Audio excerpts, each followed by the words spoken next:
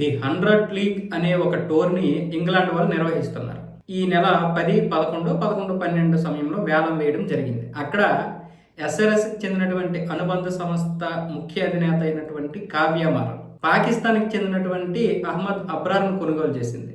ఆవిడికి Australia cricketers support చేశారంట, అంటే సలహాలు ఇచ్చారంట.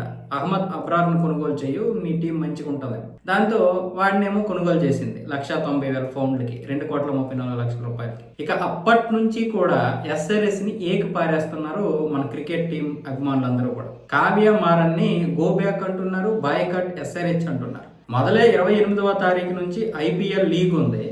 మరి ఈమె ఈ పని ఎందుకు చేసింది అంటే, ఒకటి వాళ్ళు కావాలనే చేసి ఉంటారు. ఇంగ్లాండ్ టోర్నీకి మనకి సంబంధం లేకపోవచ్చు, కానీ ఇక్కడ కొనుగోలు చేసింది ఎవరు? ఎస్ఆర్ఎస్ అనుబంధ సంస్థ.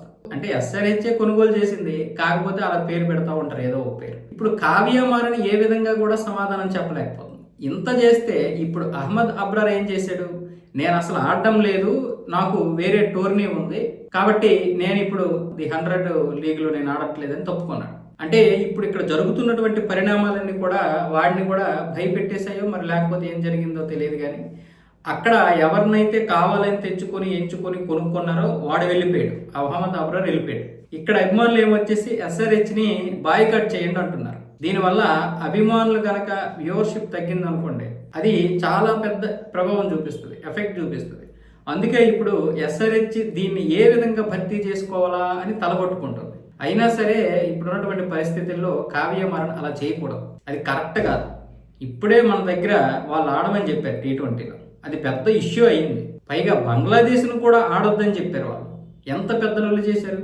అక్కడ హిందువుల్ని చంపేస్తుంటే అది పట్టలేదు బంగ్లాదేశ్ వాళ్ళకి, కానీ ఒక్కడిని తీసేసినందుకు మేము ఆడమన్నారు.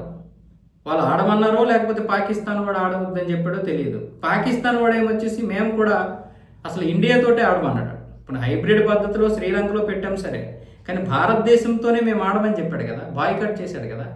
చివరికి ఐసీసీ భయపెట్టడం వల్ల, లేకపోతే రేపు ఏదైనా జరిమానా వేస్తుందేమో, మనకి ఇప్పటికే ముష్టిలో ఉన్నాం కాబట్టి, మనకు అడుక్కు తినడానికే ఇది లేదు కాబట్టి ఏదో మొత్తానికి భయపడి ఆడారు, కానీ మామూలుగా ఆడరు కదా. అలాంటప్పుడు కావ్య మారన్ వాళ్ళు ఎలా తీసుకుంటుంది?